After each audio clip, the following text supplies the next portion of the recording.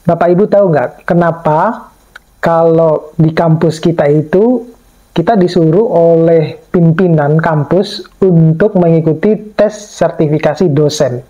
Kira-kira Bapak Ibu tahu nggak kenapa kita harus mengikuti tes itu? Setidaknya ada 5 poin penting di dalam kenapa kita harus tes sertifikasi dosen. Tetap stay tune di channel saya, kita bahas ini lebih dalam.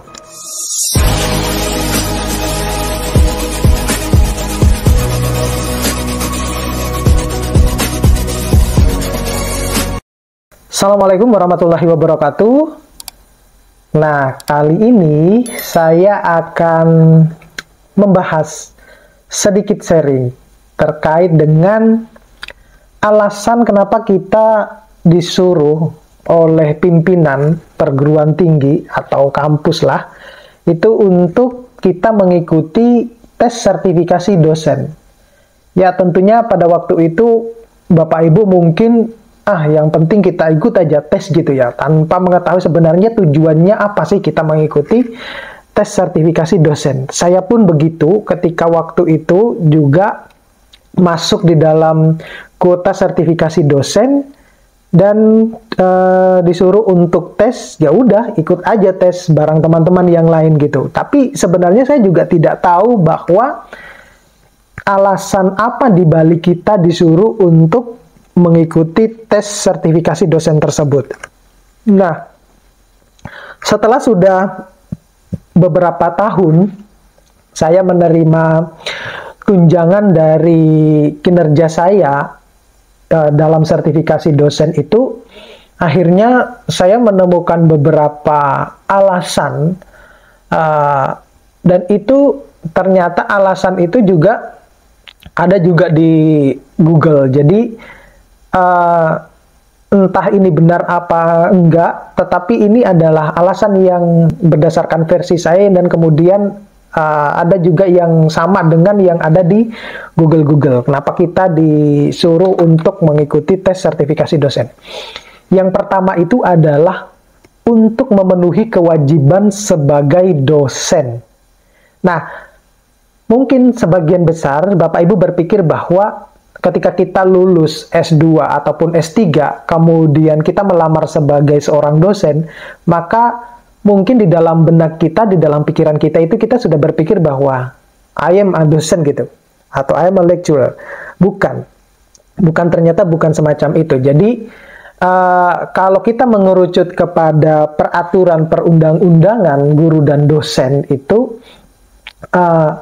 kita itu kan dituntut sebagai seorang pendidik yang profesional gitu kan. Nah, tetapi kalau kita mengerucut kepada aturan, misalnya aturan BKD ataupun aturan akreditasi, maka ternyata untuk menjadi seorang dosen itu ya tidak serta-merta atau tidak hanya sekedar kita lulus S2, S3 kemudian melamar sebagai dosen. Tidak ternyata, tetapi ada embel-embel di berikutnya.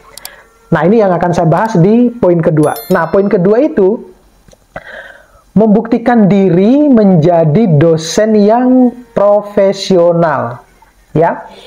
Nah, untuk membuktikan diri menjadi dosen yang profesional itu tentunya adalah kita harus memiliki yang namanya jabatan fungsional. Jadi tidak serta-merta kita hanya cuma menjalankan proses tridharma perguruan tinggi, ya, tetapi kita juga harus mengikuti atau membuat atau mengajukan jabatan fungsional. Dalam hal ini adalah untuk memposisikan diri kita itu sebagai asisten, jabatan fungsional sebagai asisten ahli, kemudian lektor kepala atau bahkan guru besar gitu, ya. Nah, kalau untuk di dalam BKD jabatan fungsional yang dibutuhkan itu minimal memang hanya cuma asisten ahli untuk masuk di dalam kuota Serdos. Tetapi tatkala untuk akreditasi, kalau kita mengikuti aturan akreditasi dan ketika saya juga mengikuti berbagai macam webinar-webinar online terkait dengan dosen dan akreditasi, ternyata semua pembicara-pembicara di dalam webinar tersebut menyepakati atau menyetujui bahwa dosen yang sesungguhnya itu adalah tatkala dosen yang bersangkutan minimal memiliki jabatan fungsional minimal ya, lektor. Jadi kalau yang asisten ahli itu biasa dikatakan ya mirip sedikit dengan apa mungkin ini ya, asisten dosen semacam itu. Nah, ini mohon maaf ya buat teman-teman yang asisten ahli. Pernyataan ini bukan dari saya ya, saya berdasarkan sumber dari ketika saya mengikuti webinar-webinar bersama dengan dosen-dosen atau profesor-profesor ya. Jadi mereka lebih menyarankan bahwa sebaiknya teman-teman yang asisten ahli itu sesegera mungkin untuk naik jabatan ke lektor. Nah, karena kita kan berkontribusi besar ya terhadap peningkatan akreditasi, baik itu akreditasi di jurusan maupun di institusi masing-masing. Nah, oleh karena itu, kalau kita berbicara tentang akreditasi, dosen-dosen yang memiliki jabatan fungsional asisten ahli itu tidak ada poinnya, tidak dihitung sama sekali. Nah, dimulainya dari yang lektor. Nah, oleh karena itu, teman-teman yang masih asisten ahli, segeralah untuk menjadi lektor. Tuh. Kemudian alasan yang ketiga itu adalah meningkatkan mutu pendidikan tinggi. Ya, tentunya kalau kita berkaca kepada negara-negara tetangga ya, kenapa kok di negara-negara tetangga itu untuk menjadi seorang yang profesor misalnya ya, itu kok masih muda banget gitu. Nah, ternyata ketika saya pelajari juga, seperti saat ini negara tempat saya studi itu, ada perbedaan yang signifikan antara pelajar yang ada di Indonesia dengan yang ada di luar negeri. Kalau yang saya pelajari, yang di sini itu, yang saya tangkap itu mereka lebih menunda yang namanya kesenangan.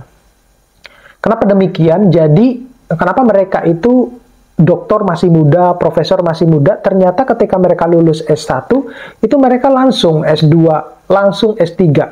Gitu, rata-rata semuanya begitu. Karena kenapa demikian? Karena kalau di luar negeri itu tuntutannya juga tinggi. Artinya begini, kalau lu mau kerja di sebuah industri ataupun di instansi, dan mau menduduki jabatan tertentu yang notabene memiliki penghasilan yang lebih besar, maka ya minimal lu harus S2. Dan bahkan teman-teman kelas saya itu banyak yang sudah senior banget, kemudian mereka adalah pekerja-pekerja yang di instansi maupun di industri, tapi S3 gitu loh. Itu yang dibuat di luar nalar saya, kok bisa ya gitu. Padahal kalau di Indonesia, kalau mereka kuliah S3 itu, ya udah nanti embel-embelnya ya kebanyakan jadi dosen kan, semacam itu. Nah, berbeda halnya dengan di Indonesia. Kalau di Indonesia itu kan kalau kita pelajari, ya udah ketika lu sudah lulus S1, mungkin Anda harus mencari pekerjaan dulu, kemudian kalau punya kesempatan untuk melanjutkan studi S2, ya melanjutkan studi S2 dan seterusnya. Tetapi yang banyak terjadi di Indonesia itu adalah ketika kita sudah berada pada zona nyaman, itu rata-rata tidak mau keluar dari zona nyamannya. Artinya begini, zona nyaman yang saya maksud itu adalah ketika yang bersangkutan sudah dalam hal sudah menerima salary, kemudian dia bisa membeli apapun dari salary tersebut, ya udah dia mungkin sudah merasa cukup dengan apa yang dia dapatkan gitu.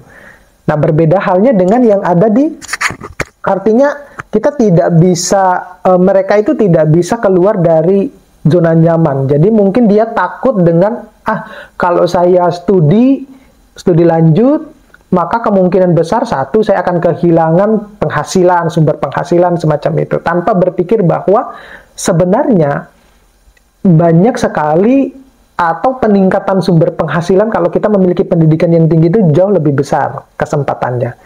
Gitu. Ya. Kemudian yang keempat itu adalah mendorong peningkatan mutu institusi, ya. Jadi kita ini di dalam sebuah institusi tidak serta-merta kita hanya cuma ya udah yang penting gue ngajar, gue melakukan penelitian, melakukan pengabdian, kemudian tiap bulan gue nanti akan mendapatkan salary. Enggak juga. gitu. Tapi kita juga harus berpikir tentang bagaimana sebenarnya cara kita untuk meningkatkan mutu institusi kita, ya. Karena seperti kita ketahui bahwa di luar sana banyak sekali saingan-saingan yang bisa membuat kita itu kalau tidak cepat mengambil segala bentuk peluang dan kita tidak bisa memanfaatkan peluang tersebut, maka kita akan tertinggal dengan universitas yang lain. Nah, oleh karena itu, di dalam sebuah institusi itu kan banyak dosen ya.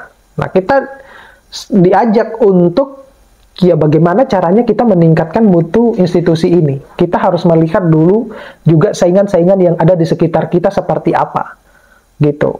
Sehingga itu juga akan menjadi daya tarik calon mahasiswa untuk mau kuliah di kampus kita. Jadi tentunya ini berbeda ya, berbeda antara yang negeri sama yang swasta. Nah, itu kalau negeri sama swasta itu kalau saya lihat di Indonesia itu sangat bertolak belakang, berbeda sekali dengan yang ada di luar negeri. Mereka itu saling support gitu. Jadi kalau kita itu artinya budaya ya, budaya yang ada di Indonesia itu pokoknya kalau kuliah di negeri itu adalah bagus gitu, bagus. Nah, padahal kita mengetahui bahwa kuliah itu tidak menjamin seseorang akan menjadi sukses gitu.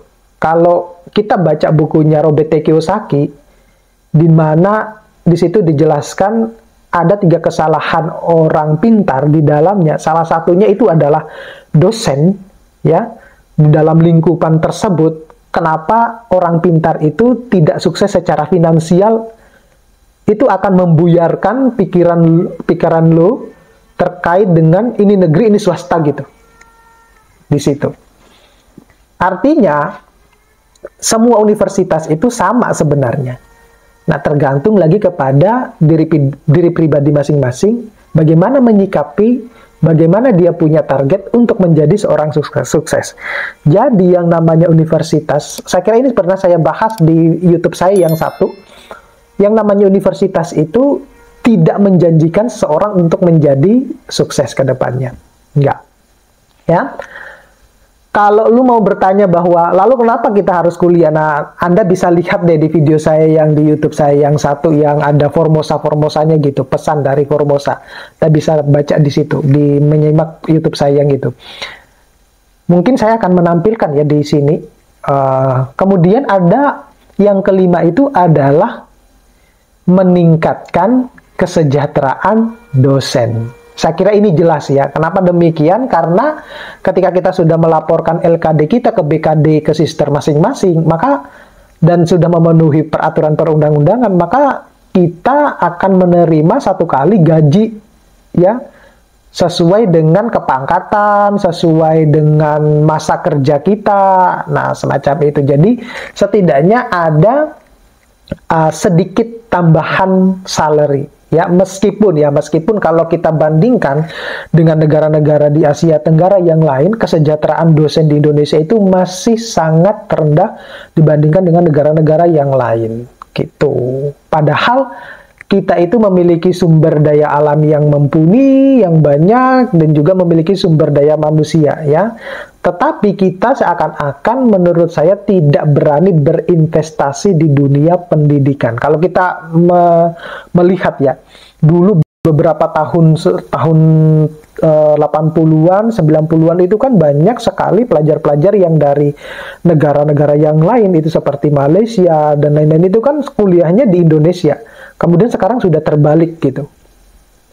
Oke, itu saja yang bisa saya sampaikan. Mudah-mudahan ini bermanfaat buat teman-teman dan bisa menjadi informasi tambahan kenapa kita harus mengikuti sertifikasi dosen. Jadi Bapak Ibu yang belum mengikuti sertifikasi dosen, saya harap, ya saya kira Bapak Ibu harus juga mengikuti sertifikasi dosen kalau memang mengabdikan dirinya sebagai seorang dosen. Terima kasih, sampai ketemu pada video-video saya berikutnya. Assalamualaikum warahmatullahi wabarakatuh.